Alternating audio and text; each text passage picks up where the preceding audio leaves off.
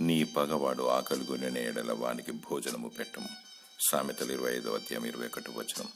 అంతరంగమున పగ ఉంచుకుని వాడు అబద్ధికుడు. పగవాడు పెదవులతో మాయలు చేసి అంతరంగములో కపటము దాచుకును.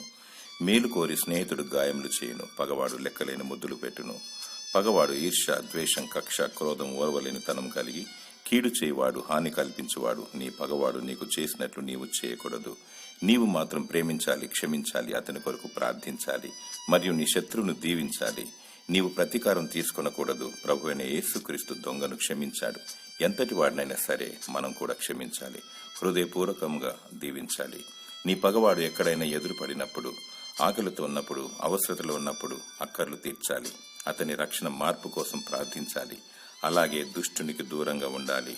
లేనిచో సాతానుతో సహవాసం చేసినట్లే 10 రూపాయలిచ్చి వదులుకోవాలి. దేవుడు